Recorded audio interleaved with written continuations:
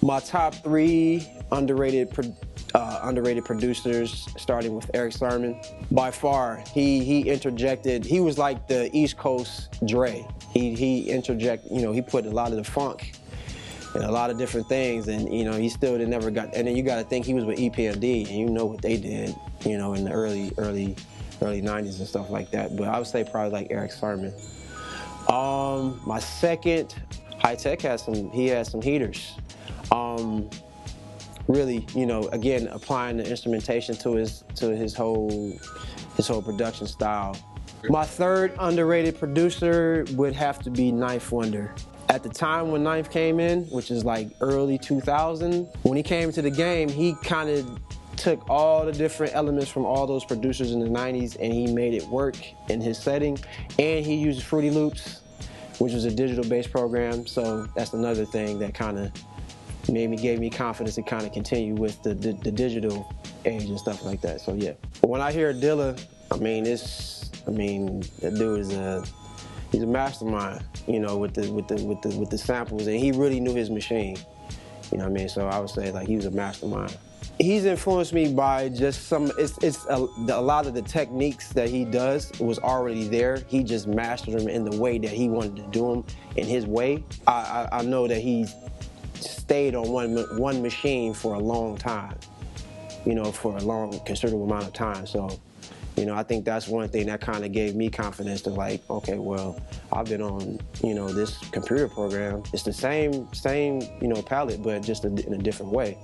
You know what I mean? And I think that was kind of one thing I kind of took from him.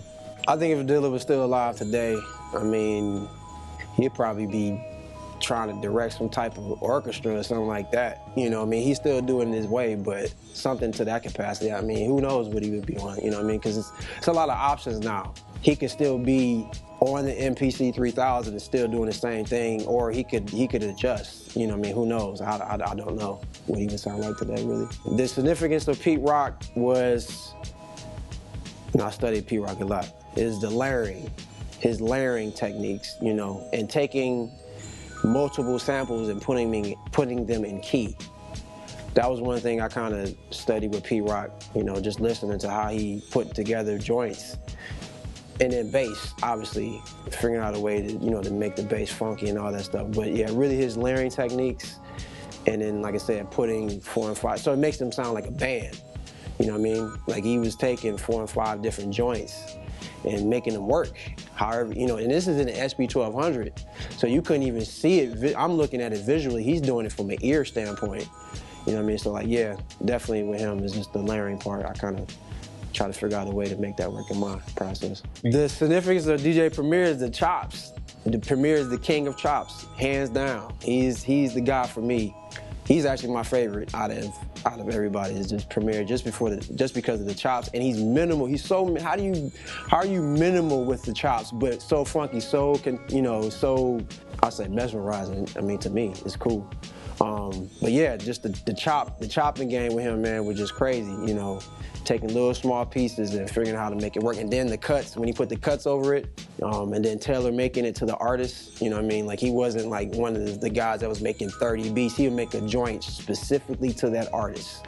You know what I mean? So yeah, he was dope. The significance of Giles Peterson is just, he's a curator, a world curator of good music. I mean, he kind of gave me my first chance to allow me to play some, you know, he played one of my tracks on his radio show, and then I actually got to meet him a couple times, and I got to get a chance to be a part of his Brownswood Bubbler series. So yeah, Brownswood, I think it was number 7.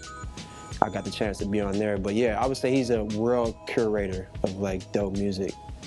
Which creates way more artists, way more beat makers, way more MCs than there was back in my time. What I'm trying to say is, in a sense, back then it was almost easier for us to get recognized as long as we stayed focused and, you know, really did our thing. We come out the record store, we go to my car, only to discover that someone had broken into my car and stole my backpack and largest backpack.